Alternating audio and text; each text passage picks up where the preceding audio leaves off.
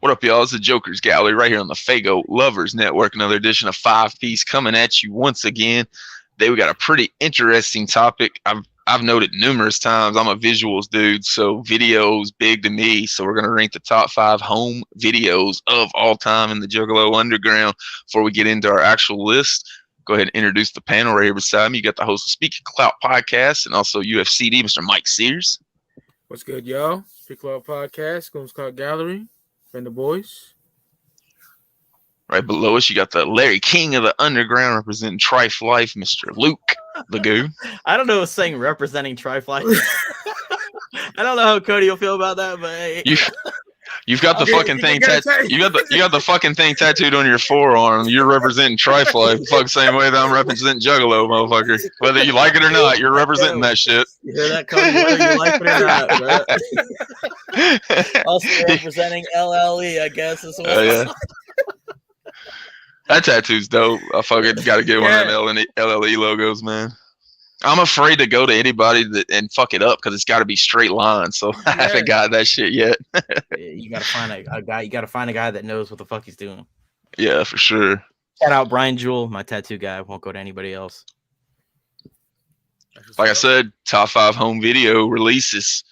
I'm a big visual dude, and before actual home releases were getting released, where you could get them nationwide because there was a couple video releases you could get at shows and stuff. It was the bootleg tapes that I remember. Like, you'd be on Angel Fire, you'd click on the homies collection page, and then it'd list like all the concerts they've got and all the TV appearances and blah blah blah music videos and shit, because there was no psychopathic the videos. You couldn't see music videos anytime you wanted.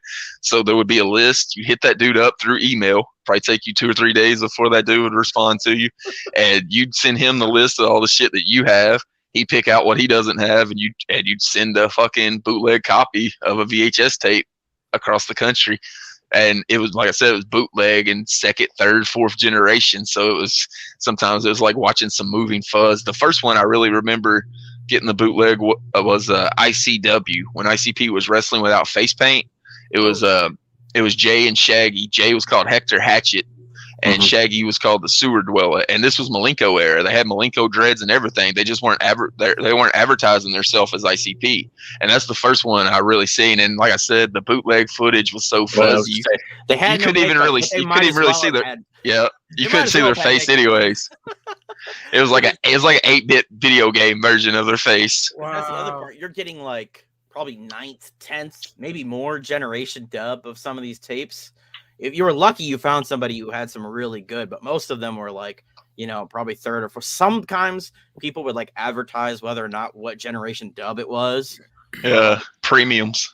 That ICW footage though was like super rare. I found all my like OG tapes a little while ago. I don't know if this will focus, but this has that ICW that he just mentioned. Oh, it shit. Also has Backstage Sluts. I think it's got Rockumentary. There it goes. They also was like, if you couldn't get to shows, this was also a way to see them live. Like this tape specifically has the Columbia, Missouri performance. It like back then you would just like you'd watch the commercials over and over again. So this has got the Jekyll Brothers commercials.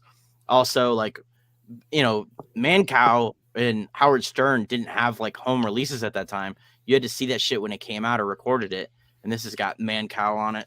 I think this one's also got the Howard Stern appearances on it, and this also has the ECW beatdown, also music video, WWF appearances, a couple other concerts, Great Malenko commercial, which I don't even know what the Great Malenko commercial is. I don't remember ever seeing it, but yeah, I think it's clips from Halls of Illusion video, if I remember correctly. Oh yeah, that's what it is, yeah. And so, yeah, this is one of them. This was somebody called Basement Cuts, but no S. You can see actually his tag up in the corner, and you can see the year if it'll focus. But the year is 1999. That'll tell you how old this fucking tape is. There it goes. Oh yeah. Copyright 1999. Dude's copyrighting his own bootleg footage. Yeah, so I don't know. Serious as shit. I don't know if this guy's still around on YouTube putting stuff up, but that would be dope. Yeah, that's the person I got it from. Yeah, if that ninja right there is watching somehow, fucking hit up the comments and we'll get you on this fucking show. We'll have a top 5 bootleg fucking show for you. There's a lot other rare footage that's like that's actually it's surfaced since there's like the very first performance I know from Carnival Carnage where it's like, oh shit, there's like 15 people in the crowd or some shit. I know I've sent you guys that footage. But and then there's one rarer stuff there's one from Beverly Kills there that's on there as well. Mm-hmm. Those are super dope. You talked about being the only way you could see concerts. There was no YouTube or there was no DVDs that ICP had put out of concerts. The big one I remember that was going around was the Jay Panic Attack show. Whenever he had the panic attack and cut his dreads off, that was one of the big bootleg shows as well. You talked about Backstage Sluts. I know there was 2 versions of it. One of them was an actual fucking porn where like Shaggy and Jay are filming the porn going on, and then they end up going to like the back of the tour bus and throwing bologna and lunch meat at a chick that's got fucking mayo all over. Yeah. And then there was like a more like Then there was like a more like rated R friendly one that came out in record stores. It was like a VHS that had Korn on it. I think Slipknot was on it and ICP was on it. It's called Backstage something. It wasn't Backstage Sluts because you couldn't sell it in fucking Hot Topic or where the fuck they were selling it with that name. But I remember that one for sure. Yeah, this is definitely the one with the baloney and shit because I specifically remember that one because I probably haven't watched that since I watched it on this VHS. I'm sure it's out there somewhere now, but I don't think the other one I was talking about came out until later than 99. Like you were talking about, that tape has 99 on it. I think it was 2000 whenever that one came out. So that's probably the like real raw footage you got right there. Another thing you talked about was Howard Stern. That was big. They had that Malenko era interview where Twisted's with them as their bodyguards, and they get into like a fight with Angry Black on the phone and shit. Yeah. Like that was a 2-part Howard Stern, and I remember that was big back in the day too. That was super dope. So much so, like you can't get much more juggalo than this for a first date. Like me and this juggalette that I met, like we met at the mall for the first time we ever met, and she hadn't seen the Howard Sterns, and this is 98. So we went to Sears, where they had the TVs and the fucking VCRs hooked up, put that motherfucker in and just stood there and watched Howard Stern for an hour on our first time ever meeting each other. Can't get much more juggalo fucking first date than that right there. Or 1998, put it in the VCR fucking section at Sears. I don't care if you're black or white or purple. I'll beat your ass. Straight up. Yeah, they both got the dreads. Yeah, ICP would always put out like on their website or wherever, like, hey, tonight's the night we're gonna air on Howard Stern. You'd be like, oh shit, so you either stay up and record it, or you would like set your VCR for the time that it was gonna be on and fucking record it that way. But that was the shit. Like I remember personally recording like stuff when they were on MTV. I remember recording that commercial where I think Shags is wearing the gold Malenko jersey and Jay's talking about, and then they pulled it and all that shit, Yeah, I mean, like every time they were on like WCW, I recorded a bunch of their WCW stuff. Like, that was like the stuff back then. Like when there was shit you wanted to see over and over, you just recorded it so that you had it. Yeah, there was no YouTube. Way to fucking watch it. I remember literally waiting up at because they didn't know when it was going to be on, but they knew it was going to be late at night, like midnight to 4 a.m. when I guess they could probably afford to pay for it. It was that MTV commercial where they're talking about how you'll never see our videos on this station and shit like that. I remember staying up for like 2 weeks because they didn't know when it was going to come on. They just knew it was going to come on at some random time, like trying to wait for that shit. And then whenever I'd finally fall asleep, I'd hit record on the VCR and then scan back through the tape to see if I missed it for a fucking minute-long commercial. Probably wasted like fucking 3 days worth of total time just waiting for it. All the fucking Real World and Backstreet Boys bullshit. Straight up. At least it was late at night, so it was usually something decent. It wasn't like the TRL shit back then. For me, it's like, first time I seen him on actual TV was the first time I became a juggalo, I would say, got down with the shit. Hardcore Heaven 97, ECW, told the story 1,000 times. They're wearing the Malenko jerseys in the ring. They're cutting a promo, fucking Robin then kicks their ass, Sandman makes a save. First time I ever seen them. Then I would say was that Angry Black. Like in 98. Yeah. Howard Stern came on like Fox, I believe, or some late night. Came on E here. VH1? Came on E. First time. Oh, yeah, E. Yeah, probably. E, yeah. Then after that, I don't want to give away the fucking what I got now, but yeah, you get the gist.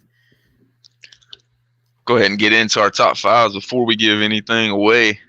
At my 5 spot, it's going to be one that might be higher on a lot of Juggalos' lists. It'd be Big Money Hustlers.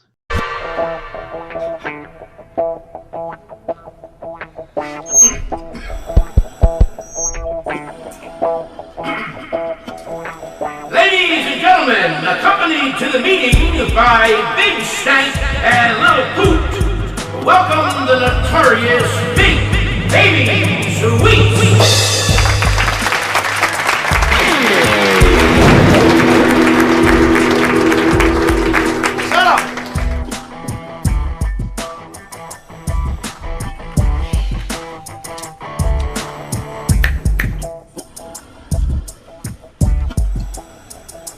What's up, y'all?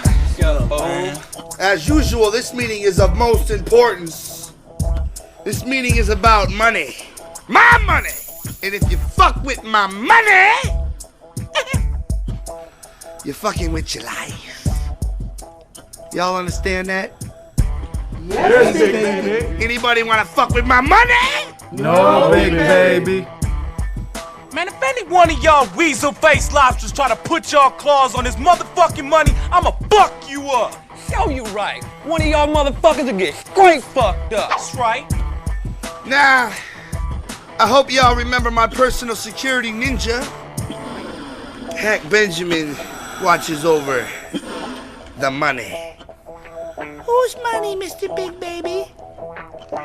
My money, motherfucker! Classic Juggalo comedy. Like, you could put that on and just laugh your ass off at it. There's so many funny fucking references throughout that movie.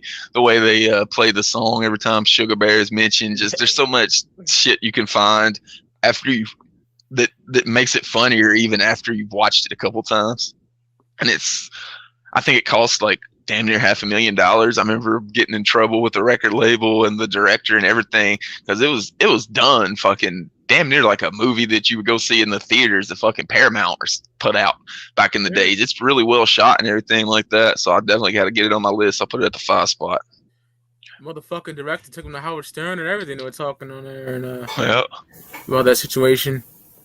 Yeah, I always liked the Jamie and Paul's character. What was it? Little Poot and Big Stank. Big Stank. Yeah. Big Stank, Little Poot, Poo Boo, Poo Boo. I was a magic ninja. That's where that fucking came from. Hack Benjamin, you gotta mention Hack Benjamin, the coolest motherfucker in the whole fucking movie. Jump Steady playing that role. And then what the fuck's her name? Missy. Missy, yes, Missy. I know that movie so well. I knew the answer to the fucking question before he asked it. See, I've seen pictures of her like old school gatherings, like right after that shit. Like, this movie released right before the first gathering, so me and the girl I was talking about that was watching the Howard Sterns at Sears, like watched fucking Big Money Hustlers probably 6 times before we left to the gathering, and Missy was at that gathering. Yeah. So yeah, she was making gathering appearances.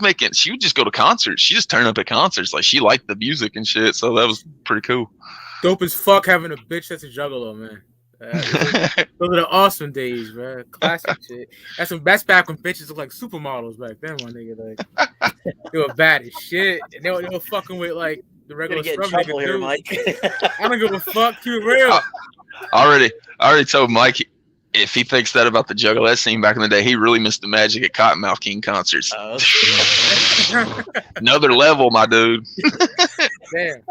It was like 65% chicks and 98% of them were like fine skater chicks. So yeah, Cottonmouth Kings, as much as the Juggalettes were fucking dope in the 90s, that Cottonmouth Queen scene in the fucking 90s, early 2000s was even doper. Damn. All right. Number 5, man. This shit's hilarious to me. JCW, Volume 1. Ladies and gentlemen, juggalos, juggalettes, and wrestling fans worldwide, you are about to witness the first installment of JCW, Juggalo Championship Wrestling. We in no way mean to disrespect the world of professional wrestling in any way, because after all, nobody has more respect for the world of wrestling than me and Shags over here, right? That's right. And nobody's got their asses kicked in the world of wrestling like me and Shags have, am I right? Because we try to be wrestlers, but we ain't, so they kick our asses for real. And what might appear to be chiseled muscle underneath this jersey is actually loopy fat. But all that aside, you're about to witness JCW's first installment, live from Detroit. What's the date? The 19th of December from Detroit. We have brung here to Detroit our absolute favorite wrestlers, both big names, independents, and nobodies. They're all here for your enjoyment. Welcome to JCW, and let's take it down to the ring. Say something. Yeah. Woo! I believe this is like 99, 2000. 2000 it says on the back, but I think it was recorded in 99 and then released in 2000. Oh man, fucking Elias got King Kong Bundy on here. The shit they say, he's like, it looks like a fucking dick, you know, rub his knees will get hard and shit like that. He looks like a black busted condom. Yeah. like the dick's coming out of his black singlet. He looks like a black busted condom. The funniest part is when they're making fun of the thing in Iron Sheik's belly button. Was that a nightlight? What is that? He uses it as a nightlight. I heard it's a snow globe. Oh, yes. Look at this dope ass shit, yo. Hell yeah. The Beanie Baby. The Play With Me action figures. Hell yeah. Gotta mention how whack the ring was for the actual wrestling. It was like a mattress. It looked like a backyard wrestling ring. Yeah, I don't know what it was. It was super weird. It had a battle royal to crown the first ever JCW champion. I do believe it. I think Evil Dead won it. Yeah, that's the battle royal that Twisted talks about. They didn't know how to wrestle, so they were out there trying to throw wrestling punches and really just punching people in the face. So their wrestling career didn't last very long. Hey, let's talk about Abdul the Butcher. Jay's like, if he had a net, no, fuck him. Look at that big floppy titties. If he had a net, I'd fuck him. This is a masterpiece of comedy. JCW Volume 1. I had to put it on my list, man. Number 5. And what's so funny is, like you said, that came out in 2000, and they're treating like the Rock and Roll Express, who are on there, like as old as fuck. The Rock and Roll Express are still fucking wrestling, having matches to this day, 20 years later, after they were treating them like super old fucks on that. Ricky Morton just did a fucking Canadian Destroyer. Motherfucker is like 65 doing Canadian Destroyers. They're still good, which is fucking surprising. I got mad love for Rock and Roll Express, man. One of my top 5 tag teams of all time. I've probably seen 50 of their matches live at the Sports Center. That's fucking dope. And they train fucking New Jack. So much love to fucking Rock and Roll Express. Hell yeah. All right, my number 5. I don't know if this will be on anybody's list. Is the Insane Clown Posse Theater. It's a classic from the vault. Here's Twisted Sister with We're Not Gonna Take It.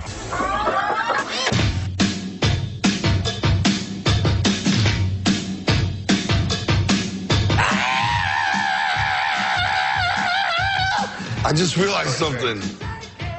Whoa, I just realized something about Dee Snider. Well, just because he's a super ugly chick with a f***ing curl. He looks exactly like Kesha. Yeah. You gonna tell me that don't look like Kesha? Because it is Kesha. Wow, his crew is so f***ing awesome. Hell yeah. I just want to see them. Call this movie shit around the edges. I just want to see them. Yeah. Real rock, man. And just like Kesha, he's got mad extensions, and there's no way that's all his hair. That's all natural, all his shit, dog. He clearly has a poodle living up under his bangs. He's got 4 poodles living under his bangs. Look at his boy to the left, dog. Oh my God. I just want to hang out with these guys. Whoa, rock and roll. He don't even use drumsticks. He beats the fucking drumsticks and bam. That was rock, man. He threw the drums and beat the drumsticks when you got fists. Sticks, just beat them. They're all fitting out of one window. Right. They couldn't like spread out throughout the house or nothing. You know, they couldn't even take 2 windows in the upstairs. They're all fitting out of one window because they all have skinny rock waists. Right. But they had to come through the window one at a time because of their hair. They look like a bouquet of flowers sticking out the window. And then bam, just sticking out. A bouquet of rock flowers. A bouquet of wolf hair. I want to rock! What is wrong with you? I just got rocked! Brother. What? You could fit right in that band. All right, Tom, here's one of your fellow Canadians, Avril Lavigne with Here's to Never Growing Up. Meet you at the spot, 10:30. All right, Canadian. She's Canadian. Very Canadian. Yeah, she is Canadian. She's from Napanee. Well, I thought she was from Moose Knuckle. No, not Moose Knuckle. No. She packs a fine moose knuckle, though. I've been told. I haven't seen myself. Yeah. How old is she? Is she of age to be talking like this? I think so. Absolutely. Yeah. She is a teenage Canadian role model, except for the enormous amounts of eyeshadow on, which in America usually symbolizes some inappropriate touching at an earlier age. No. That's my speculation. That's not fact. They don't do that in Canada. That doesn't happen up there. What is this song called? Here's to Never Growing Up? Well, everybody's got to grow up, Avril. Yeah, and you put a big fat time limit on your career. Yeah, we're all gonna die, man. We're all gonna die. When is she going to get older and then really start rebelling? And that means, you know, the way Miley Cyrus has done it, and the way everybody does it, when they get older, they get naked. She writes all her own music, guys. You guys ever think maybe doing a song with her, maybe? After this, probably that wouldn't happen, I guess. Well, I think she's actually a much older woman who wears all that makeup to hide the crow's feet. Yeah, she's like in her mid-40s. She's in her mid-40s, yes. Because she's been around a while now, and she gets away with it, still being the teenage hottie, when she's actually a teenage naughty, because she's not that hot. And she's got... And she's far from a teenager. I want to see her do a kickflip. She's been married 4 times. Right. She should do a kickflip ollie, though. I want to see a kickflip ollie. I wouldn't mind seeing a kickflip ollie in her panties. Yeah. I wouldn't mind giving her a kickflip because I'm actually pissed off. Yeah. This song is kind of weak. Yeah. I'm trying to be positive. I'm trying to say nice things. But in reality, in my honest opinion, I loathe this. Let's see, 35, 40 seconds after the video, she's already back in the dressing room with the meth pipe lit. I was appreciated being invited to the Juggalo Fest, man. Hammer time. Hammer time? Hammer time, brother. All right. Hammer. All right, brother. Jay. All right, Tom. We'll see you soon, brother. All right. Can I goose you on the way out? Oh, yeah, well, if you want. Yeah. Okay. Whoa. What's up, fam? I hit where the wallet was instead of flesh. You might catch that one ball from the back. Yes, Tom Green, you know, you got to respect the guy that's not afraid to step on any stage. To do stand-up, I would be scared on any stage. It's kind of like a wrestler with a mask. He has his beard to protect his ego. You know what I'm saying? He can hide behind his own beard. He hides behind the beard. You know what I'm saying? See, that's why I love you, Shaggy. You know what I'm saying? You got wisdom. Yeah, get your pet in. Come on, pet me.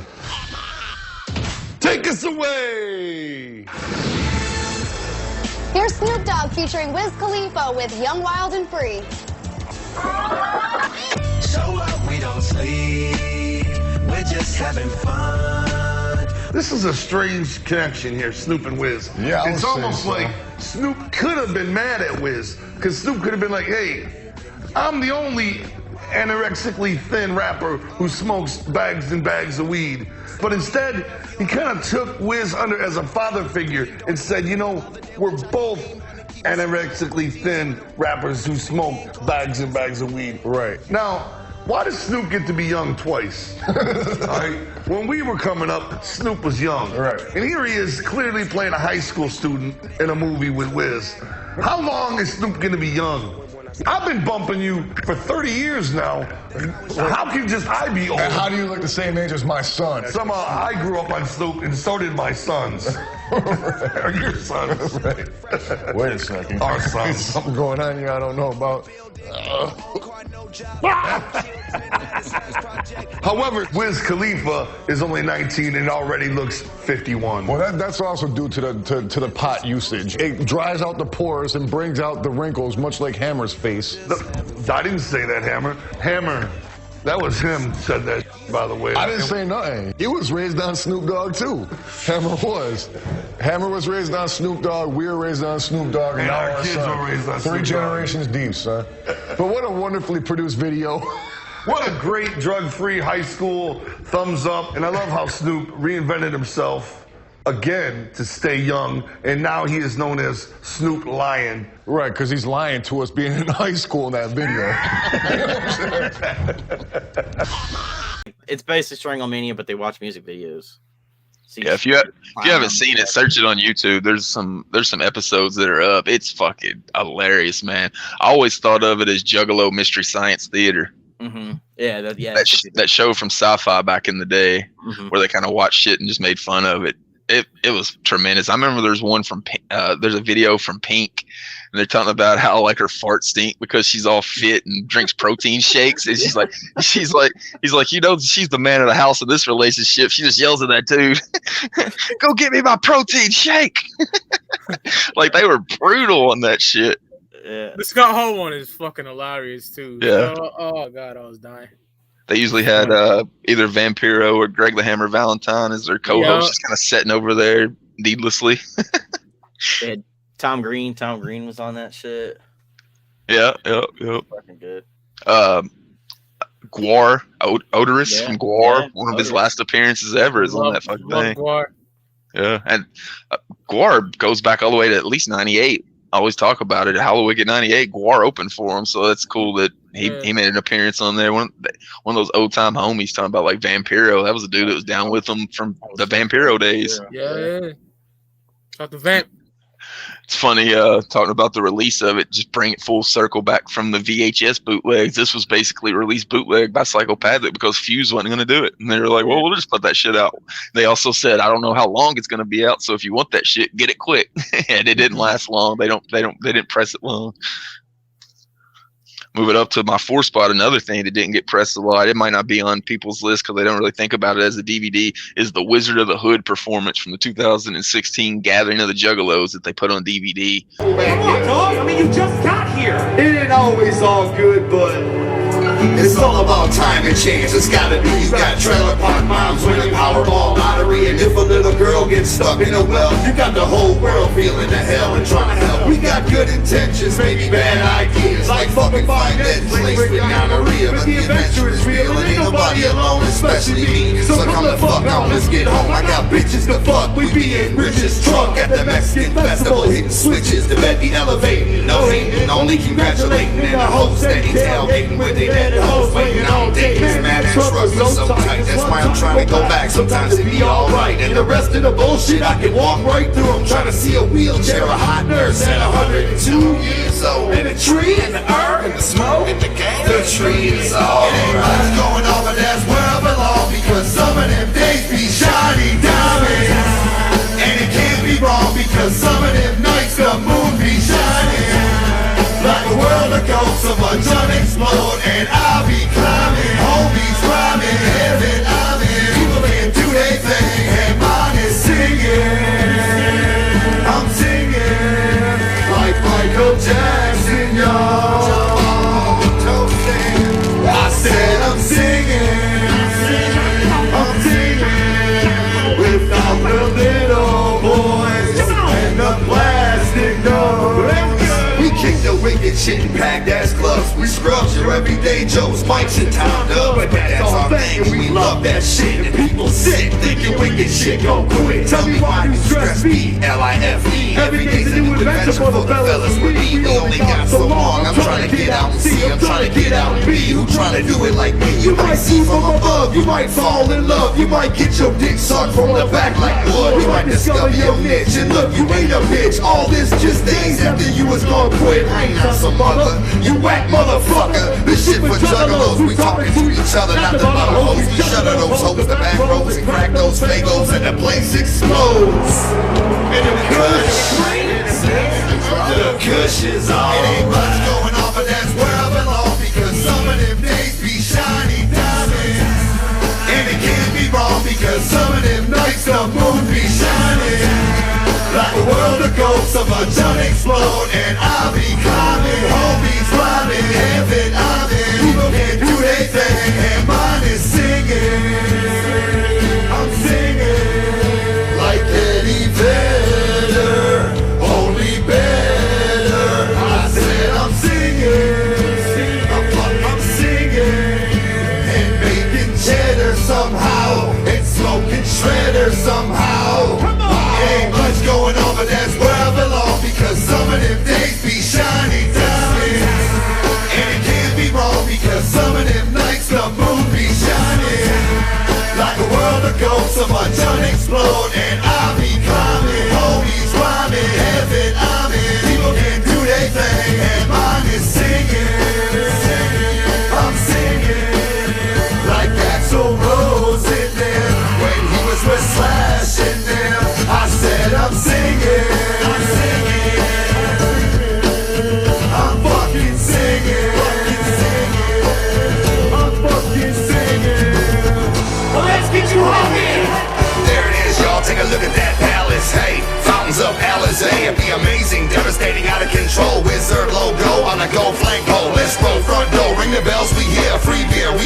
so glad to be there. We could tell they be smoking on something sonic. I smelt it in the hallways, I'm always on it. Ask the guard what that shit is. It's his or the wizard. What, he don't share like a big nerd? He was like, Fools get their gizzards chopped when asking around about the wizard's crop. and I thought, what you thinking? Was that ABK? Just stick to the hallway, okay? Go away. At the wizard's gates, we all knocked and we walked all in. Let the party begin. Ball in. Come here, give me the big W. You're crazy, your boys are in trouble too. I'll be the one like Big Daddy Listen, Kingpin. Tell me what the Fuck you thinking? I blink and I set your Face is on fire. Damn it, must be a faulty buyer. Well, fuck, my voice didn't run out again, but you're still in terrible danger, my friend. 10 man ran and disbanded the curtain. It was just some fool in a fuck off shirt, and it was all in the game. We maintain the same. Hot Shaggy Stretch Nuts be the real name of the wizard if you want, but it's all up front. I've been here 9 years, 8 days in a month, so I started this hustle. Now it's getting me paid. I gotta admit I get laid with my own parade, but a player like me knows what you want. A player like me holds magic blood. The magic blood? The magic blood. I've been saving it up. What? All for you fools are getting what you want, cause a player like me holds magic blood. The magic blood? The magic blood. I'm lighting it up. Now what? Mr. Lion, you in need of a hold and flow. What up, though? She's yours or any other bitch you step. You don't let no rep go intercept. You 10 man, it's your turn to hit the game. Nothing, I don't understand. Your wishes for iron when you made out of steel, but you already the hardest for real. Scarecrow, my man, hit the drum. Some homies to smoke with me? I know, I'm puffing, but I ain't seeing none. What about the homies that's with you? You saying they frontin', but I love Tim Dizzy, the Ryan and Jada. They down with you for life too, and volunteer. Now it's your turn to burn. Just hit that shit in the page we turn. Just hit that shit in the page we turn. Just hit that shit in the page we turn.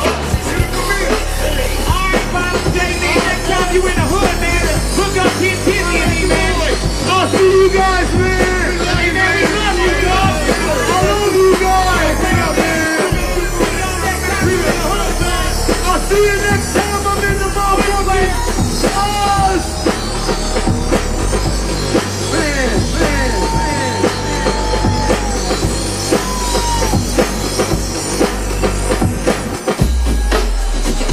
And the next thing I knew, I woke up at Gathering 17.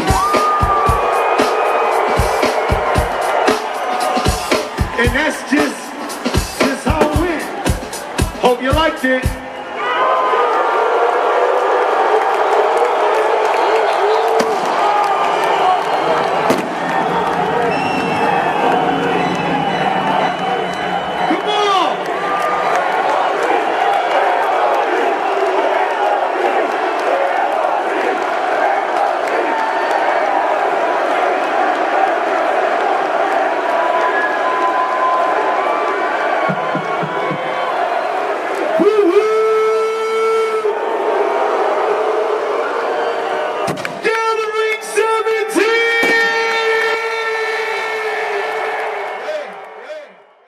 I'm glad that it got captured like on a professionally filmed product that was like meant to be filmed. Like it's not some juggalo that just has a really good camera standing in the crowd. Like they filmed it themselves and then they put out a DVD of it. And that's arguably the best performance in Gathering history. So it's really cool that that's just encapsulated. It's the whole album.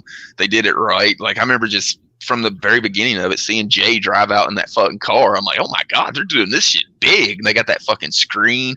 They bring out all the little dancers and shit. The thing that made me go, oh shit, it's big, is when they brought out all the goddamn midgets. I'm like, where the fuck they get all the midgets from out in the middle of fucking nowhere? Like, this is a big production right here. Yeah. Like, think about all the money they put into that. Yeah. He's rocking that baby blue fucking hoodie too, dog. Yeah, like on the costumes, like from the cover and shit. Shipping midgets in, like where you ship midgets in from to fucking dance for you, like fucking hell, like. That all the that had been crazy. All the characters was dope. I remember Monoxide like got rolled in like up on like a fucking scarecrow thing, so he's just chilling there for whenever he comes in.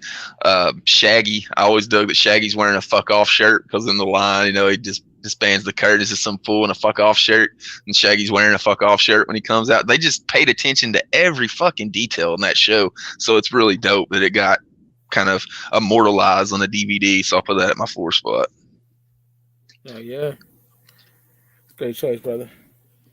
Yeah, I didn't even think of that one. So. Anybody that hasn't seen that performance, there's a rip of the DVD up on YouTube. Go watch that shit. It's fucking magical. Yeah, ridiculous.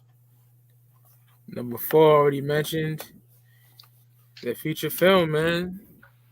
Big Money Hustlers. Yep, that's my number 4 as well. Yeah, classic. I first got this on VHS in 2000. Yep.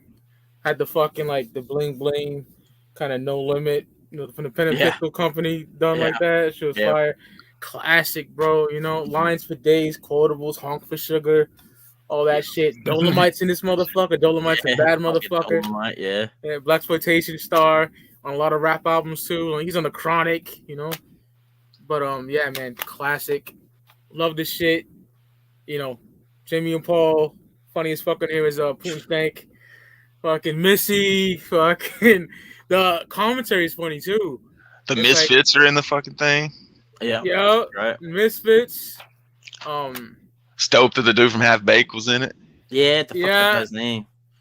Jerky Boys, fucking. When they had the commentary, when Shag was drinking the liquor, Jay's like, he was really drinking apple juice and he was pissing out of his butt. Something like that. I think dude's name's Harlan Williams, if I remember correctly. Yeah, I think you're right. His name's Officer Harry Cox. Yeah, it is Harlan Williams. It was dope seeing him. I think he was in like something about Mary or another this like huge fucking movie besides Half Baked, and seeing that dude was in the movie, he's like, damn man, they got some real legit fucking stars in this fucking thing. Motherfucking money, motherfucker, classic. The outro when they're shooting everybody, that shit's super dope. Yeah, Billy Bill just knocking niggas out. Yeah. Classic. And when I brought it up, I was basically thinking about the VHS because that's what I got it on first. That one, like Mike was talking, kind of like a pen and pixel cover, but it was VHS. So whenever Mike brought up that DVD right there, it kind of gave me the memory that there's a fucking director commentary on the DVD that's fucking amazing. It's Violent J and Rude Boy. I think that's all it's there. It's Violent J and Rude Boy, but I'm not sure. But it's them. It's at least those two talking about the movie and shit. It's fucking hilarious. So if you've watched the movie like 5 or 6 times, where you don't need to listen to the actual movie, put on the fucking director's commentary, laugh your ass off at all the fucking stories that fucking Violent J's telling. I know they're talking about how Shaggy had to drink all those 40s whenever he was drinking 40s in the fucking donut place. He was drinking 40s, but it was apple juice. So he got like the shits real bad, like because he kept having to refilm the scene because Harlan Williams was bitching about the donut being too fucking stiff. he's like, I don't know. I guess he fucking wanted some kind of fake donut. We just throw fucking real donuts at him. Like, and Jerry only wanted his fucking me to taste his like mom's meatballs and grandma's meatballs, bro. Jerry only was mad weird. He just followed us around in our trailer and shit. He's talking about. And he showed up with grandma's meatballs, and we were like, we don't want none of your grandma's meatballs. And he's like the only person that fell for the grandma's meatballs trick was Mick Foley. He just couldn't resist them. so he hung around Jerry only. Cactus Sack fights fucking Sugar Bear in this motherfucker, man. Oh yeah. Gets a stake through his leg. Yep. Classic, man. Oh yeah. Yeah, that was my number 4 as well. So. Moving up to my 3 spot, kind of mentioned it briefly whenever we were talking about the bootlegs. One of the big things on the bootlegs were the music videos. And whenever this one dropped, you had them all in the best quality you've ever seen them. It wasn't fucking 4th generation dubs. Psychopathic, the videos, volume 1. What can I do for you, boy? Yeah, man, let me get one of these chicken necks. What? A chicken neck, man. A red-ass chicken neck. A red what? Neck chicken, what? A red-ass chicken neck like yours, man. Like mine? Yeah, bitch! Well, I'm headed down the southern trail. I'm going chicken hunting, chopping redneck chicken necks. I ain't saying nothing to the hillbilly. Stick my barrel in his eye. Boom shaka, hair chunks in the sky. Why? I never liked chicken pot pie or the chopped chicken on rye. So tell Mr. Billy Bob I'ma cut his neck up. Slice, poke, chop, stab, cut. What can you do with a drunken hillbilly? Cut his fucking eyes out and feed him to his Aunt Nellie. Willy, chicken neck, chicken hunting. Gotta love it, hit him with a 12 gauge bucket. Chicken nuggets laid out all over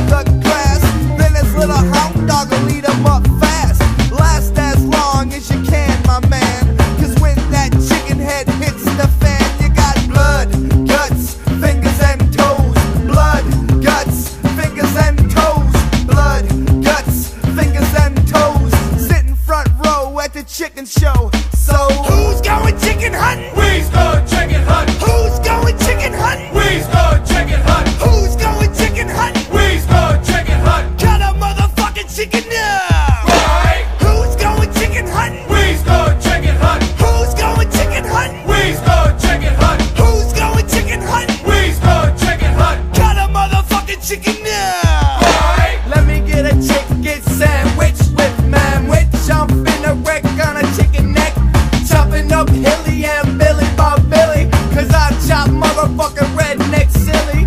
Deep in your yard, tell me what did I see?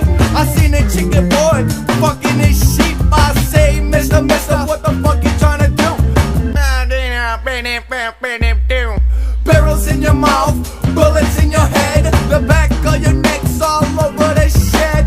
Boom, shaka boom, chop chop bang. I'm too dope and it ain't no thing to cut a chicken, triggers clicking, blow up his head but his feet still kicking. Last as long as you can, my man, cause when that chicken head hits the fan, it's blood, guts, fingers and toes. Blood, guts, fingers and toes. Blood, guts, fingers and toes. Sitting front row at the chicken show. Has all the classics on it. It even has the Ringmaster version of Chicken Hunting, which hadn't been seen then. It had The People, which hadn't been seen then. They made that for like Forgotten Freshness 4. I think that's what that's on. There was a couple of tracks on there that hadn't been seen before. I do believe Duck the Fuck Down was like a hidden track on there. Yeah, it was. So there was a bunch of shit that you hadn't seen before, but like I said, it's got all that Malenko era shit. It had fucking Riddle Box. It had the Ringmaster video. It had everything up until I think it was 2008 when it came out that had been released. The only time you really see, this is before YouTube. So where are you seeing this shit if it's not on a DVD? First time you really seen like Blaze's music video or the Juggalo song by Twisted and Raw Deal and all that shit was this fucking DVD. So whenever you look at it when it came out, it was big time. So I got to get it on my list and it'd be at the 3 spot for me. Oh yeah, brother. So 3 spots for me. Going to the RLP side of things, and I'm talking about At the End of Time and Space, 2017, the DVD that came in this massive box set. You don't get much of Nada's and Isham footage at all, behind the scenes. You get Death of an Indie label, but this is Isham and Dead Boy when Dead Boy is battling mental health issues. You get like nothing really from back then, but this you do. And I want to find out a way how to upload this and show you all this. It is to die for. You get to see ICP with no face paint, bro, plain as day from '93. Him and Shag saying, Isham, get on the stage and bringing him out. Nada's and Mastermind as well. Damn, that's dope. Yeah, it's dope, bro. I've never seen that, so that's fucking crazy. Yeah. That hasn't popped up on YouTube or something. It's amazing. It shows Isham at the Kill the Fetus in store. You see Kill the Fetus poster in the background. Isham talking to ninjas and signing and shit. Yeah. How fucking D12 jumped Isham and TNT is on here. That happened in 2001. Isham said, fair enough, because me and TNT was stomping the shit out of Proof.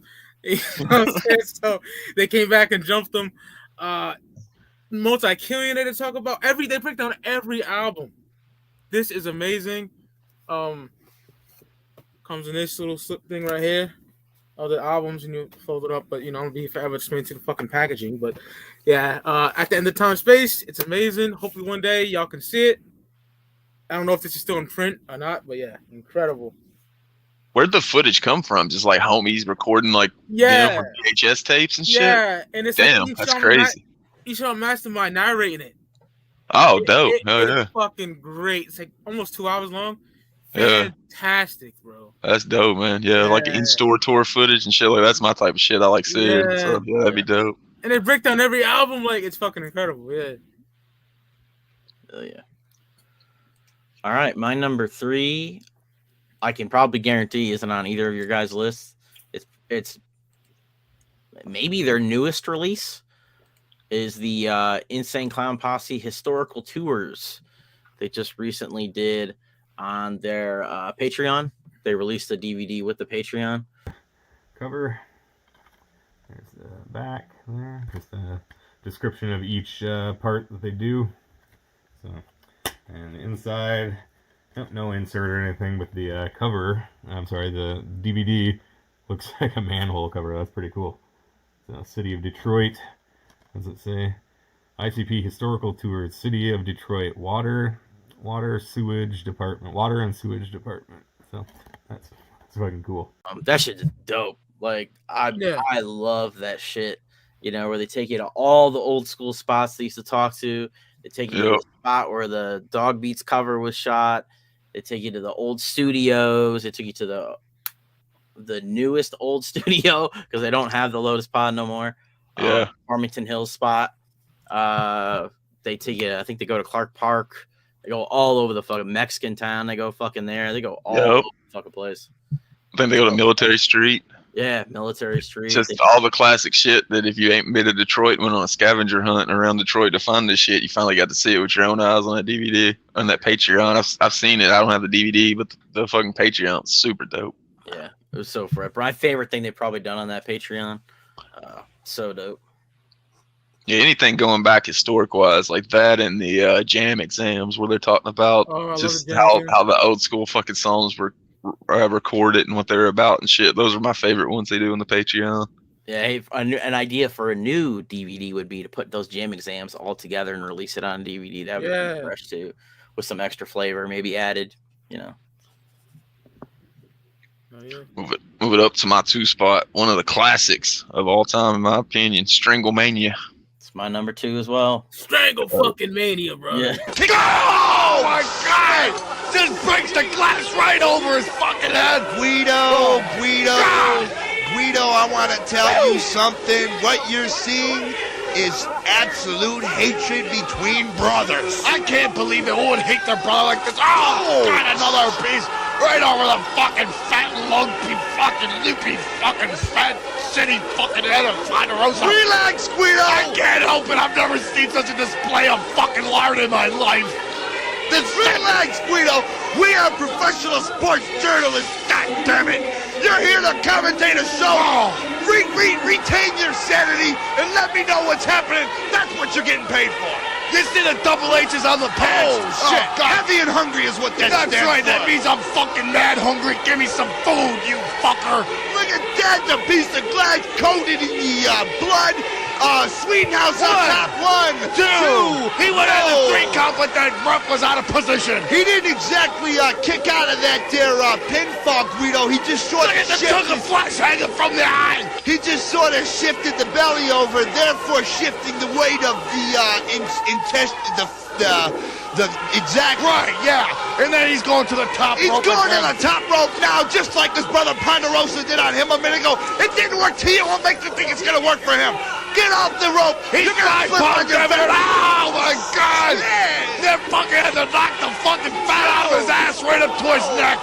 Didn't quite get the pinfall. Look at the female fans outside, disgusted by the fat rolls and present in this ring tonight. Well, last night they had the same match, only they wrestled in thong bikini underwears. I wasn't there for that match. That's your preferences. I don't see that. Unfortunately, I was, and the women loved them. I don't enjoy seeing that wrestling. Fucking 1,000 pounds off the top rope, 2. No! I thought he had. Look, he's fucking pissed. He's like, you fucking ref, I'm gonna kick your ass next time you do that shit again. His brother isn't alive. His brother is dead. That's merely nerves that's moving him as we speak. That man is a dead man. Call the fucking morgue. This has gone too far. We've got to pull the plug on this one, He's playing with his balls now. He's probably pulling some of that shit out of his pants since he shit his pants like 40 fucking times so far. He's got to put it somewhere. We've got to draw the line. We have to pull a plug, Guido. This has gone too far. You've got 2 fat fucks. Look at him in the ring just shitting again. This fucking fat ass needs to learn how to control his These men are relieving themselves in the ring. You've got barbed wire fat slimy fucks flying in all directions. Big large fucking egg balls flying off ropes. I can't believe what we're seeing. This isn't wrestling. This is hell in a ring. That's right. That's why they call it the death match. And now he's gonna grab his brother. I wonder what kind of despicable moves he's gonna do now. Looks like he's going for the barbed wire. Look at this, up and over, onto the and he doesn't just barbed slam wire. him, he fucking scoops him and twists him around and slams him down onto his fat ass. Sweetenhouse apparently has reversed the whole situation with the 1 punch to the face, the real punch, and from then on it's been all Sweetenhouse, Sweetenhouse, and Sweetenhouse. Well, yeah, because Ponderosa came in at first, just a big fucking house of fire, and then as soon as fucking Sweetenhouse, he became a big house of shit. That's right, as soon as Sweetenhouse punched him in the face for real. Look at this. He's making a sandwich out of his own brother out of barbed wire mesh. And it looks to me if this is his fat ass is climbing the ropes. Whoa! He doesn't prefer to call it a sandwich, though. He calls it a fucking in-between. Because if you call it a sandwich, he's gonna want to eat it. Holy shit! Right out of his fucking brother. The fucking barbed wire just barbed into his flesh and he cuts out. I can't believe how the fuck did he... This is Stranglemania, ladies and gentlemen. Oh my God, is it ever? I can't believe he kicked out of that. He had barbed wire in his ass, he had barbed wire on his balls, and he had a big, round, fat, sloppy ball of fucking heavy lead come flying off the rope and landed right on his fat ass. And what happened? He kicked out, Guido. He kicked out. You know, 3D, I gotta wonder how much fucking blood on these big, fat, fucking bloody sacks of fucking fat. You know what they look like to me? They bleed, they never run out. Exactly. They look like a big, round, floppy ball of fucking blood. A big blood sack. A big balloon full of blood. If he gets one of those pieces of glass stuck in far enough, you can have a fucking massacre on your head. He could explode. Bloodbath. Could be fucking fat lungs flying and what could Now where the fuck is the ref? This is illegal. Bringing a big sheet of glass into the ring like this. Get it the fuck out, ref, you fucking idiot! What's he gonna do with this? And I'm gonna take it out if I have to. And then I'm gonna take it out of the ref's ass. This has got to stop, Guido. He's got the glass in the ring. He's got his brother. No! Ponderosa reverses it. Oh my God! Look at the ref just fucking flying back on his ass. He don't know what to think either. He's just as fucking dumbfounded as I am. I saw a piece of glass lodge right into his ass. I can't fucking believe what I'm seeing. Guido, you've got to go in there and get the glass out of his ass. I'll be right back. I'm going down there my fucking Sit down, you got a job to do. Hey, we have to keep control here. Somebody's got to pull the glass out of his ass. I saw it. The fans, you out there saw it. The 2,000 plus saw it. I can't fucking believe it. This match has got to end. It's gone too far. It's beyond death, Guido. What kind of human being? What kind of big fucking fat slap of fucking bloody shit would do that to his own brother? This kind. Ponderosa. Enough said. Ponderosa's here to regulate, and that's what the fuck he's doing. There he squeezed his balls. Did you see that? I see that he tried to get a cheap feel up off his injured brother. He tried to squeeze the balls and get him aroused, hoping something would happen after the match. But that's besides the point. He's going to top rope again. You fucking fat ass. You don't belong up there. You don't belong up on the fucking top rope. What the fuck was he doing up there anyway? Doesn't he know he weighs fucking 829 pounds? He don't belong on the top rope. He's going home. He feels like a bitch. Wait a minute. He's going up again. Wait a minute. Get out. You slipped once, you fat fuck. Get off the fucking... Oh, God, all that weight down. Referee, 1, 2, 3. That was it. The fat fuck Ponderosa victorious. I can't believe what we just seen here. Fucking 3D. This big fat fucking butterball full of ass jumped off the fucking top rope. Did a fucking 360 moonsault and fucking splashed his brother's fat ass. I don't know what to think of it. These two brothers, they should just disown each other because this is despicable. I can't stand it, and I don't want to watch it anymore. This is not despicable. This is not unlandish. This is not unheard of. This is Stranglemania. That's right, Stranglemania. You better believe it. And look at that Laminaminumi and Deadly Fred in the ring congratulating Ponderosa there. He turned into a puss. Oh, no, he didn't. He's beating the fuck out of them, though. Just still friends. He don't care about nobody here. You think just because he's turned on his brother, he's going to be a puss with you guys? So where's he going? No.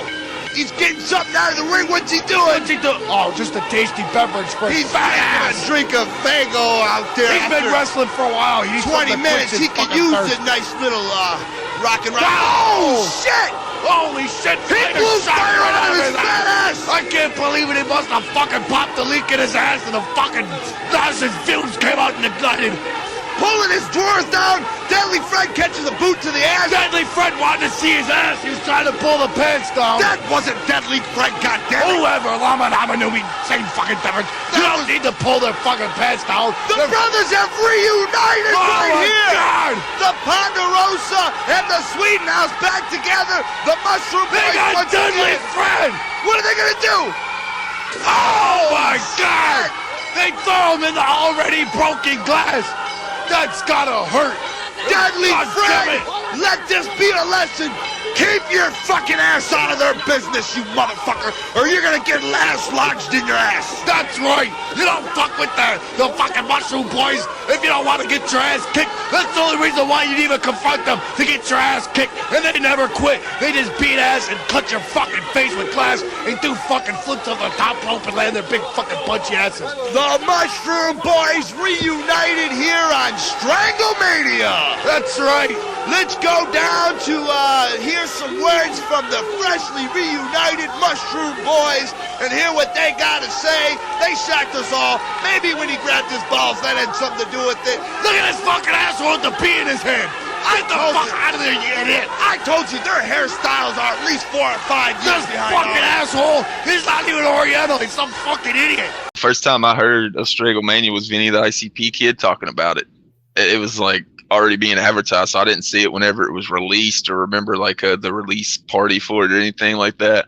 But I got it on one of them bootleg tapes like we were talking about. I found like a House of Crazies cassette at a pawn shop here. Ended up trading it for like a Super Bowls fucking shirt, a Zippo Carnival Carnage lighter, and a bootleg tape of all kinds of shit. And that was one of the things that was on it was Stranglemania. And being a wrestling fan like I am, I was just laughing my ass off at it. My favorite match on there is the Mushroom Boys. Them just making fun of the Mushroom Boys the whole time. He falls off the top rope and he's like, he's good. And instead of going back to the ring, he like walks around the outside. He's like, he's going home because he feels like a bitch. Just the fucking craziness of that fucking. They have like the $25 battle royal or some shit. Yeah. Just so much classic fucking. It's like ICP. I think it's recorded by the way they look. I think it's recorded in Riddlebox era. It is. I think it's like 95. The Riddlebox commercial is on this version of it, so it has to be, you know. The Ringmaster music video that I was talking about being previously unseen was seen for like 45 seconds in Stranglemania as well. If you remember that, they're like, take that shit off the screen. This shit's fucking whack. I love Stranglemania. It's got to be on the list, and it's at the 2 spot. Fat flop. It's fucking classic, bro. Yeah, I think I've said this before. I don't remember where we talked about this, but how it was like the first time you really got to hear ICP like talk back then. It was like pretty much the only thing you ever heard was obviously the albums and then the skits, and that was it. And Stranglemania is really the first time you got to hear like you got a piece of their personality in it, you know, that you never got anywhere else. Yeah, it was like you were watching wrestling with your homies, basically, is what it felt like to me. Yeah, you're just talking shit. Yep. I think the first time I think my homie bought it, and I saw like the original. But then the way I got my own copy because it was hard to find is I had got the boot of it that it just showed, and I think that's where I got it. Yeah, it's classic. I think it's their first home video release, right? I think as far as I can remember, I don't remember an earlier one. I like the part where the dude comes out with a sword, and they're like, "Oh my god, look at that! He's got a fucking sword!" And he like hits the dude with the like handle of the sword, like "Wrong side, asshole." It's Tiger, whatever his name, Tiger Jeet Singh. Yeah. Yeah, and Lama Nama Numi with his fresh Jordache jeans on, dog. That's something we haven't talked about. Is they gave everybody new names. Like Cactus Jack was Cactus Sack. Onita was Lama Nama Nubi. They called Super Leatherface was like Leather Puss or something like that because we kept saying he looked like a female. So, this is purely speculation, but I think that's a bitch. It's Leatherface. And us over here at Goons Talk Gallery /5 Piece was supposed to do some Stranglemania content, but that got shut down. So it might still happen. It'll just be pre-recorded. So hopefully it will happen. Yeah, what's funny when we're talking about the names, like I used to like in these you could like change people's names and shit. And like I would go in and I would go in and change the names of like Cactus Sack and like I made like a Lama Nama Numi and like some of those niggas are in there too. Junk Terry Flunk I put on there too, like classic shit, man. Yeah. You all have a favorite match? Mine's definitely the Mushroom Boys when they're fighting each other. Mushroom Boys for me, hands Yeah, down. probably. Sweet House and Ponderosa. Pretty good too. Cactus Jack Lama Nui is pretty good too. But And then, whenever I rewatch Royal Rumble 96, me and my uncle are calling them niggas the Mushroom Boys. When they, you know what I'm saying? I remember they did a run out on Raw after that scene, Stragomania, and I was like, oh shit, that's the fucking Mushroom Boys. It's funny they named them after buffets, Ponderosa and Sweet House. And then I didn't get into FMW until like 2002, whenever the FMW DVDs came out. But I'm like, oh shit, this sweet baby bitch, this fucking, this, I was calling them the fucking Stragomania names. Yeah, straight up. Andy Armageddon and all that shit. Andy Armageddon, Sweet Ned and Armageddon. Yeah, which was Mr. Pogo, and then the Shark, her name is, I think. Yeah, that's the second one. I think it's got that one there. The second one, yeah. Classic shit, bro. What's that CT on her chest mean? That means crooked titty. And Shaggy's hatred of the panda bear. Oh, faggot, fluffy. Oh my God. Shaggy might get canceled for if that came out today. And I love about this DVD. It comes with both of them bitches. You know what I'm saying? I don't know if this. Oh, that's dope. Oh yeah. Yeah, shit's dope. You got Lama Nama Numi with a fucking face full of blood. Pretty fresh. Remember the story about Cactus Jack catching up to him when they went to the WWF and asked him about where his royalties was, and they cut him a check for using his likeness and that without paying him. I think Terry Funk ended up getting paid too. Yeah. Move it up to the one spot, which this might be the least surprising number one of all time. I know we picked number one for the merch. We all picked the same one, but I think this is the most obvious ever. It's got to be. It's fucking shockumentary. I mean, how's it not number one?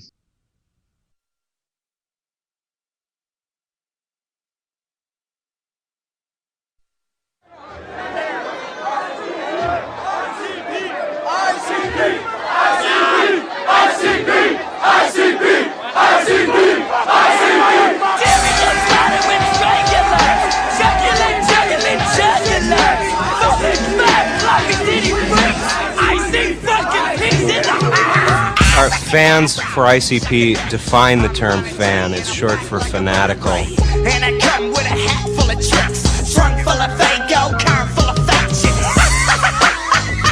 Fuck you, wicked clowns. Would like to say what's up to the Cobras, X-Men, and Counts, and everybody with clown love, even since I never heard of. Once they start listening to ICP, they stop listening to other music. This one goes out to the ninjas. They listen exclusively to ICP, and they take it quite seriously. I look into the faces of our fans, and I see that they've been touched by the Dark Carnival the same way that I've been. Welcome to the House of Horror.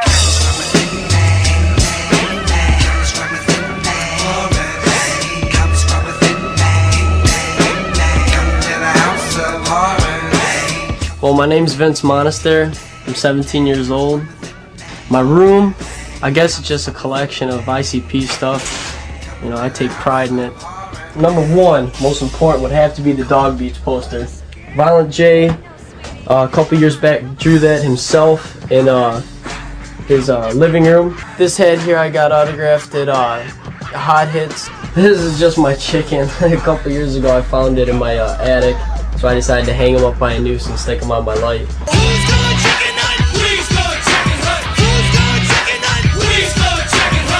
The chicken hunting song's just fresh. That's just a representation of the whole meaning of ICP. It's so fresh.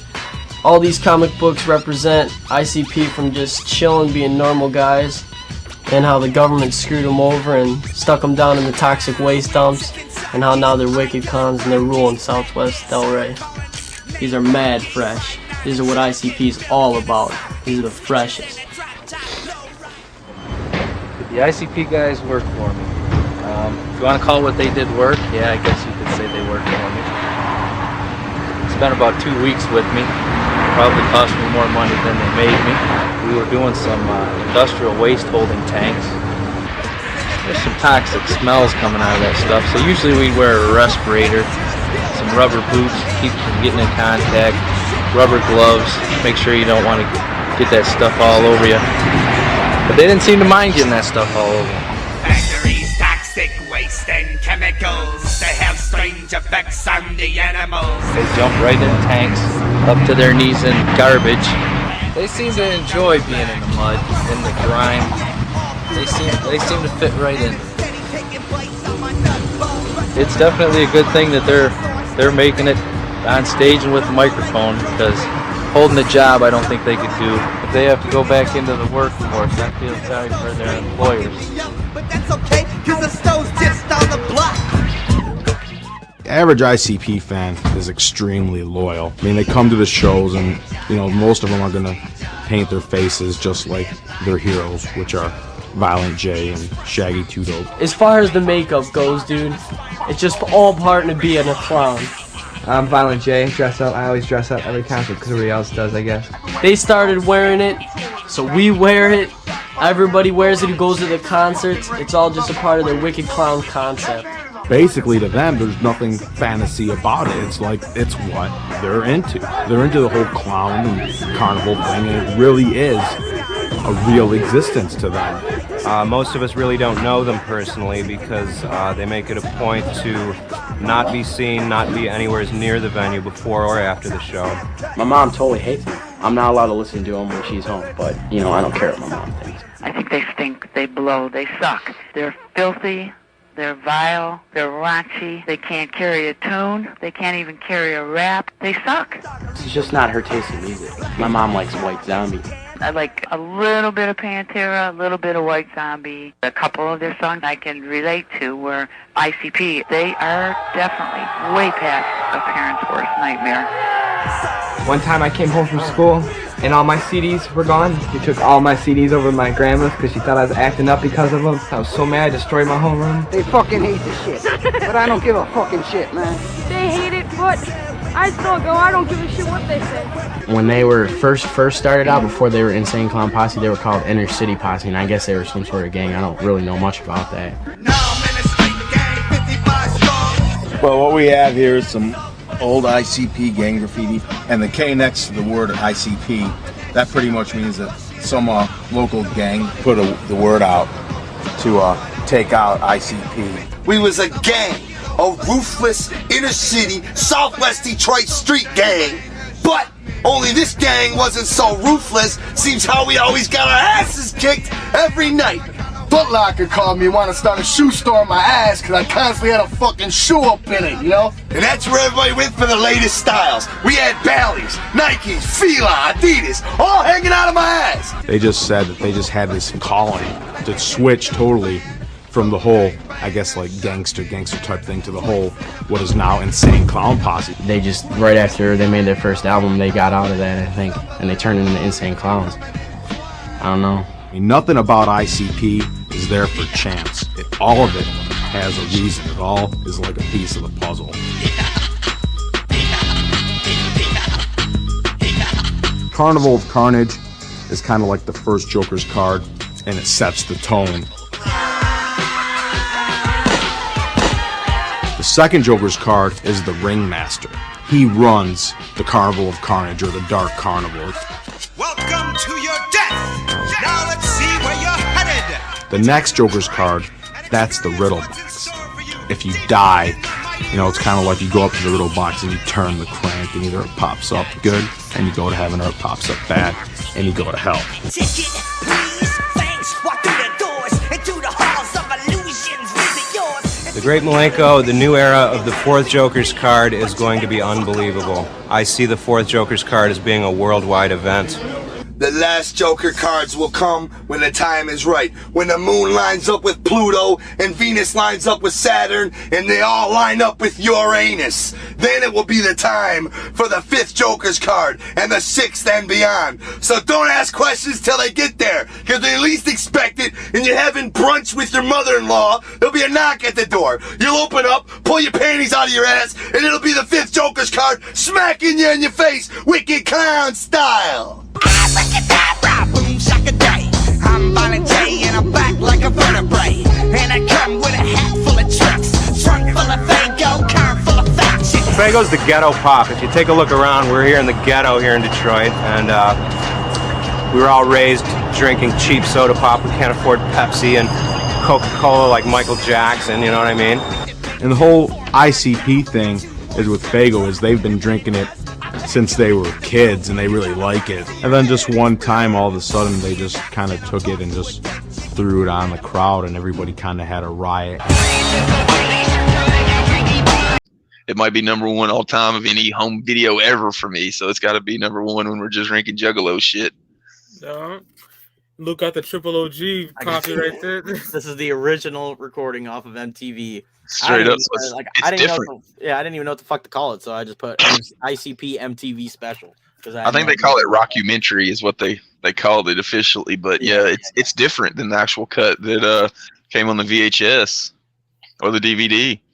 So it's got a couple extras on there that people might not be too familiar with, but without this fucking release, I don't know if I'd be a Juggalo. I seen it on MTV. Like I said, I don't watch movies or TV shows or shit. My TV was always ESPN or MTV, and just one night I didn't know about it. I didn't follow ICP or know it was coming on or anything. I was just sitting there at the intro to it about how MTV always auctions off an hour of charity every year, and Island won this year, and this is how they chose to spend their money. And I was like, damn, this is interesting. And I ended up watching the whole fucking thing and then going and looking for Great Malenko the next day in the fucking record store. So without this fucking thing, I don't know if I'd be a fucking Juggalo. And this is my original copy too. It's gotta have at least 1,000 plays on it. Me and my girlfriend at the time didn't have cable, so we would just put this on in the VCR and play, and it would rewind and play back again. We had this, we had Born Twisted VHS, and then we had like a backyard wrestling tape that we had made like a best of clipping and added music to, and that's all we watched for the year we lived there. So this fucking thing has to be like 1,000 fucking plays into it. One of the things I remember about it whenever you bought the VHS is it had the Joker card. It had a random Joker card in it. Yep. Like you got one of the first four because nothing else was out yet. So you either got Carnival, Ringmaster, Riddlebox, or Malenko. I remember I got Carnival with mine. Do you all remember if you got one? Ringmaster I got, and it came with this dope ass Malenko era sticker. Yep. It said the Zen Clown Posse on it. I got it in 1998, and me and my uncle watched that shit like clockwork. We can recite the whole fucking thing, and even little things like Alex breaking down the Dark Carnival, and it shows the CDs up front. I love that shit. It had that Great Malenko sticker, right? Yeah, like that. It was like a circular, like foil sticker type thing. Yeah, I put it on my notebook in fucking middle school when I got this shit. It also had like a little cardboard insert in it that was like the poster from the Great Malenko era too that had it written on there. Yeah. Yeah, I think I got the Ringmaster card, but man, it's been so long. But I definitely remember that I got Carnival first, but then my girl, she had a little brother who was like 11 and like a master of fucking thievery. He just grew out his fingernail enough to where he would go into fucking VHS stores, and you know how it was always wrapped with fucking like saran wrap. He would just fucking take his nail and just run it around that side and get every Joker card in every mall in the tri-state area we ever went to. So we had like 3 copies of every one of them. There's gonna be some Juggalo watching this from that area that's gonna be like, that's why I didn't get a fucking card in my straight up. I guarantee it. If you got your shit in Evansville, Owensboro, or Princeton, your shit was probably missing a Joker card. Yeah. And we were talking about like music videos not really having anywhere to watch them. This had 5 of them on there you could watch, and they were all like really high quality, weren't fucking bootleg or anything like that. It introduced you pretty much, laid out the whole Dark Carnival thing like Mike was talking about. I liked when it showed the disc because it was the old school disc. It was like the ones that had the 4 pictures. So those were different than the ones that were being released nationally. You're like, oh shit, what the fuck is that? And I thought that design was always super dope. I wish they'd have made ones for every Joker card like that. I wish the original pressing of every Joker's card had that 4 design layout. It looks super gangster, man. I agree. And then you see all the merch. This is like the height of like the illest merch they ever did. You know what I'm saying? So I love watching it. I could watch this anytime, bro. Slice. Take a little bit off the cheese. Yeah. Stop buying the shit. I'm going broke. I think the highlights for me, like whenever I think about Shockumentary, the things that come to mind are Choco, who's got clownitis. With her dirty ass socks. Yeah. Her dirty ass socks is what comes up as soon as you think of Choco. The crazy concert footage that made me scared to fucking go to a show because they talk about breaking bones and fucking all kinds of crazy shit. Yeah. Splitting people's heads open with fucking tubs and shit. I'm like, god damn. And then Vinny, the ICP kid, and his friends, those kids, they're like the highlight of the Shockumentary, really. and what was the other one? I mean, there's so many like memorable fucking shit that's in that documentary. It's so like, if you're a juggalo and you haven't seen it, like, what the fuck are you doing? Like, Yeah, why are you watching this? Go watch fucking I documentary. can't imagine that there's any juggalo that hasn't seen. I'm sure somebody's gonna comment they haven't seen it, but like, classic. If you comment, Legs Diamond spit game about the jerseys and shit. Like, yeah, comment you ain't seen documentary in the comments, I'm gonna block you. What the fuck are you doing? one of the things that really stood out for me is you're gonna get darbied. One of the things from documentary that stood out to me was the clip where Shags is talking about being a bigger fans of the fans are of him. And that just to see that like that's how they've always rode is fucking really dope. I remember also them talking about being a gang. We're a ruthless Southwest Detroit street gang. Except this gang wasn't so ruthless. So I had a foot up in my ass. We had Nikes, Baileys, Filas, Adidas. Foot Locker called me, want to start a shoe store in my ass because I constantly had a fucking shoe up in it, yo. Getting to see like ICP just talk like you're talking about with Stranglemania. That's the first time you really seen ICP just talking, not being 3D and Guido and shit like that. So it was super dope. Remember it had the bus driver. It has we were talking about backstage sluts. It has like the chick from there. Remember that? She's like, you don't want to see what I did on the back of your bus then. That was when she was the one they were throwing baloney at. So she's on the fucking documentary. Yeah. that nigga's grill was smashed, man. Yeah. That was the shitty bus driver they were talking about behind the paint. About the one that tried to get them to take their shoes off and told them they couldn't leave the bus unless he told them they could and shit. I think that was him. I'm getting my damn bus tag with all gang signs and shit. Gang signs and shit. Straight up. You got that little kid talking about how his parents don't like ICP. But I still go. I don't give a fuck what they think. Fuck them. Fuck them. Fucking two dope just landed on my head. Yeah, like the whole stuff where they like followed those kids, like that part was fresh to me. They're like covered in Faygo and they're showing off all their shirts and their merch and shit. Like that shit's so dope. Seeing all that merch, like that chick's taking off shirts and she's got like a half dozen of something super dope shirts I've never seen. Vinny's I'm a big poster fan too. Vinny had all them like old school posters. He had like a hand drawn Dog Beats poster and shit. It's like, god damn. Yeah. So your mind was just blown watching all that. There was so much. There's a freshness overload watching that shit. It was. It was funny watching the people react to it when they had like the random people show up and like watch ICP clips and they're like, this looks satanic and this fucking looks like gang signs. That was the other one that I remember that I totally forgot was that conference where they have a focus group. That's what I was looking for. It's clearly like not real, but like it's really funny because there's like they talk about Ringmaster Carnival of Carnage and she says that Ringmaster looks satanic and Carnival of Carnage looks was that gang related? Yeah, and it's like really kind of like the other way around because like Ringmaster forks down. Bitch is like, who knows if these two kids from Detroit, whatever. Yeah. Take our kids in the amphitheater and throw them away or some shit. Like kill them. That's probably where the theory for the 6 Jokers card came from that we talked about in the other episode.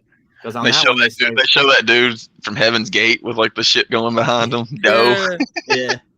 The fucking like the fucking like the handwriting analyst, she could tell by the handwriting. Oh gosh. Yeah. I forgot about that until just it was crazy. Bitch, you ain't no ninja. Yeah, I love that shit. That's what I was like back then. Seriously, I would test you, bro. Like straight up. You know? Yeah. Straight up. Like a common test was name all the Joker cards and Sideshow EPs. And if you could, you had to come out that shirt. Yup. I'll be honest, I was vicious, bro. I was a teenager, bro. Come on. We didn't give a fuck back then. All of us were. That's why that era was so fucking vicious. Even like Jay and Shaggy were like mid-20s. They were like, yeah, fuck that motherfucker up. Take a shit. They're the ones that told us to go after those fucking artists and journalists from Spin Magazine. Yeah. Straight up. Shit was wild back then, man. Spin Magazine was trying to say they're racist, like the blackface. Fuck you. You know? I remember that. I remember that now. Funny as fuck. Or some shit like that. Yeah. They're fucking clowns, bitch. You know? And then like those dudes were crying, begging online for ICP to get the juggalos off of them because they were showing up to their house at like 4 a.m. Back when Juggalos were fucking legit. Crazy, yeah. Straight up. Fuck, it was probably like some of them were probably Jump Steady and Tom Dub, knowing them. Billy Bill might be coming up in that motherfucker. Jump Steady and Tom Dub were the fucking goon squad back in the day for Psychopath. They're the ones that went and fucked up that radio station and ended up being the wrong radio station. Gosh. Yeah, not a shocker at all. Shockumentary is the number one. Whenever we went to do the list, I immediately said our number one's all going to be the same because we're the same era Juggalos. Yeah. So fucking Shockumentary is going to be our number one, obviously. And like we said, if you ain't seen that shit, fucking hit pause on this video and go watch that shit now because it's fucking. I think it's. I would say it's even objectively their best release. Yeah, because for me, there's no doubt about it. Yeah, it's basically a documentary about Juggalos, really. Like, and it did its job. Like, look at us talking about it for fucking 24 years ago, how dope this fucking thing still is. So I mean, it did its job too. It got all of us into the Dark Carnival, and every Juggalo I knew then, they said the first thing that really got them into fucking ICP, and even Jay says it in Behind the Paint. He says all that promotion from getting thrown off fucking Island or off Hollywood, all that fucking MTV shit. The record comes out again. We sell 17 or 14,000 copies, just like we did the fucking first time without all the pub. He's like, when it really fucking hit the charts and blew up was the next week after that fucking Shockumentary drop. So I think it's it's arguably one of the biggest things that ever happened to ICP in their career. Like, it popped them everywhere. Yeah. It went from being Michigan and Ohio to fucking worldwide within 1 hour because it was done so well. Yeah. Go ahead and get into some honorable mentions. We mentioned Born Twisted. I don't like we talk about how good Shockumentary's documentary is. The Born Twisted documentary fucking sucks. Like, I hated it when it came out. I hated it when I rewatched it doing Generation Twisted. Like, it's just totally fabricated bullshit stories that nobody's entertained by. Like, the only really funny thing on it's when Madrox fucking destroys his violins. Like, fuck that shit, and walks off. Isn't that where Jay and Shags wear Twisted's makeup? I was going to say the other thing is seeing Violent J look like a giant raccoon panda bear wearing Twisted's makeup.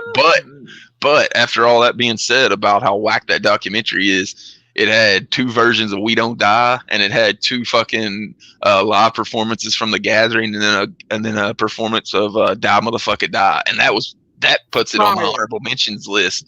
Because that was super dope, seeing that fucking first music video, all those fresh jerseys in that. We did our music video top 5 already. If you haven't peeped that, go see it. But spoiler alert, that was number 1 on, I think, my list and Mike's list. Yeah. That's how good that fucking video is that came from that. And then like I said, the Gathering footage. That's pretty much the only Gathering footage from the first Gathering that I've seen professionally done to this day.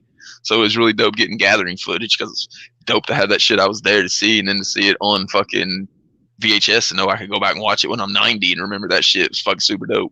And they do what was I gonna say? Brain fart now, fuck it. But some dope shit. My boy Andy Monet is in there. Wherever you at, shout out to my nigga Andy. He's like at the Gathering when they're like walking in the hallway twisted and all the ninjas behind them. He's somewhere in there. And what I was gonna say is they do Mutant X, which I fucking worship. Yep. They performed that the first time anybody had heard it. That was before fucking Freak Show dropped. So that was just a brand new like tune that they broke out for the Gathering. So yeah, it's dope. They put that on there. And a super sick fucking song. Classic. Another one I'll have is the Willy Wonka DVD from Hell's Pit. I guarantee I've watched that DVD more times than I've listened to Hell's Pit because that DVD was so fucking dope, man. One of my favorite tours of all time, and a super fucking dope set list they perform. You know, it was filmed in I think 2002 or 2003, so pretty much everything in the catalog was straight fire they could pick from that set list. And then at the final one, to keep it on the live performance, it'll be Hatchet Attacks. I think it came out in 07 or 08.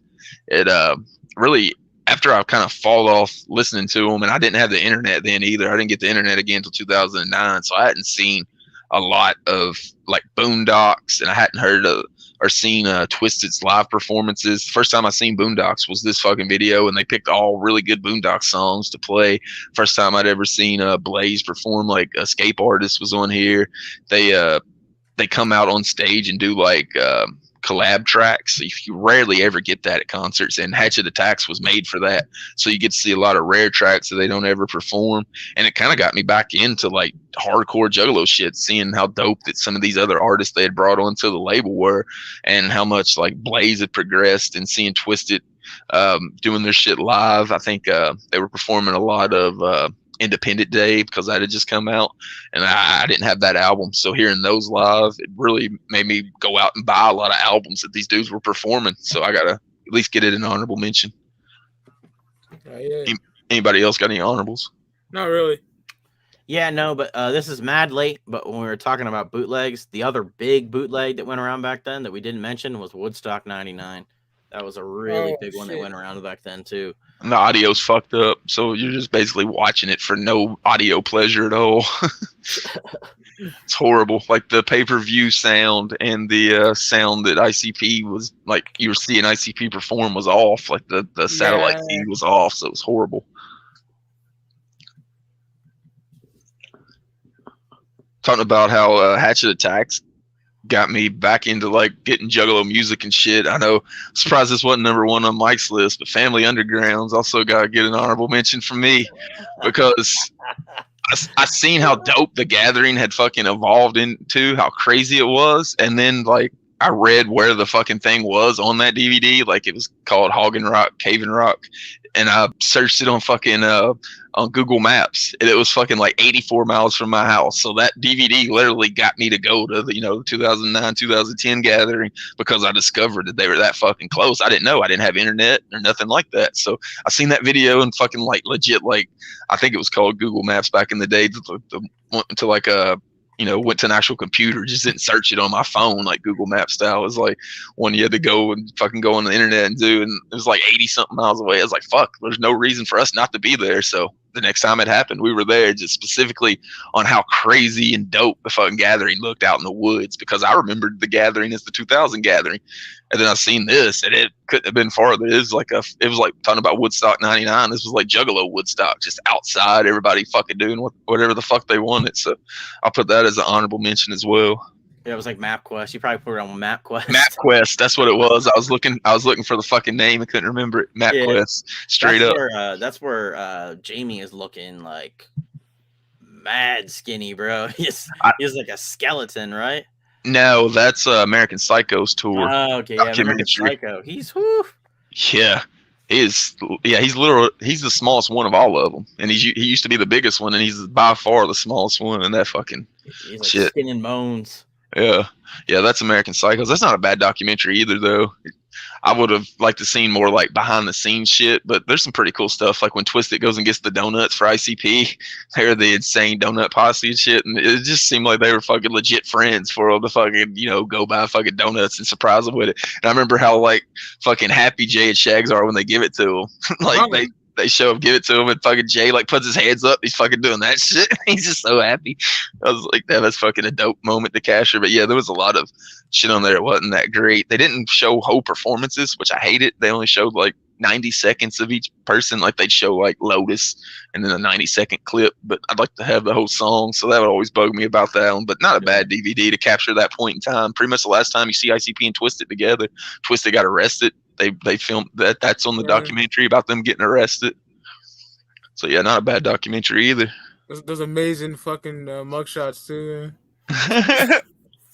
So I was watching Monoxide, and I don't know if he's on I think he was on Facebook, where you could see the profile pictures as they went up, and somebody had Monoxide's mugshot as their profile picture, and he's seen it, and he said, "Motherfucker, if you don't take that off as your profile picture, I'm getting off the internet forever." He's talking about how they didn't let him take his makeup off. At least so there's like his hair looks gray, but it's just white makeup put into his dark hair. Jamie looked scary as shit on that one. Yeah. That was the era Jamie was fucking skinny. Like, yeah, Blaze didn't look like he give a fuck. Blaze looked like he has a normal Tuesday for him. He's just chilling. It is like. But yeah, whenever we start, like I said, whenever we started doing this list, I knew Shockumentary would be at one, so I definitely got no beef with that. It's pretty fun talking about all those other ones. Just looking at the graphic that's on the screen, it was dope that they put the Riddle Box tour out on the DVD to kind of preserve that forever, because they went out of their way on that show. If you didn't see it live, like, they kind of made some of those songs come to life. So if you haven't seen that, definitely peep that. Shockumentary. Talked about Stranglemania. I think Stranglemania 2 is one you got to see. Luke's got to see that shit. We got to figure out some way to do some kind of watch along for that, because it's almost as good as Stranglemania. And before we get out of here, before we went on, I said I had at least a cool story about Big Money Wrestlers. They didn't make any of our lists to be able to bring it up, but whenever it premiered, it was at the 2010 gathering, so I got to watch it with like 1,000 other juggalos, like all sitting there smoking, drinking, doing whatever they wanted to do at like midnight. It premiered. They brought like one of those inflatable drive-in screens, so it's inflatable drive-in screen. You got to watch it on, just hundreds of juggalos. So that was super dope. I probably have better memories of that than the actual movie. I don't think Luke. Did you say you hadn't seen that either? I haven't seen Big Money Wrestlers. No. I would say Big Money Hustlers. Big Money Hustlers is a 10, and Big Money Wrestlers is about a 7. It's not bad. It's just not as good as Hustlers. But yeah, I would definitely recommend peeping that out for sure. Yeah, we were gonna do a watch along at some point. That'll probably happen. Oh yeah, that'll be dope. Pretty fun trip down memory lane for the bootleg VHSs and all the memories I brought back. Fucking watching fucking Howard Stern and Sears and shit. But that's another episode of 5 Piece. We're here every Thursday on the Fago Lovers Network, 8 p.m. Eastern Time. Until then, I'm the Joker's Galley. 5 Piece is out.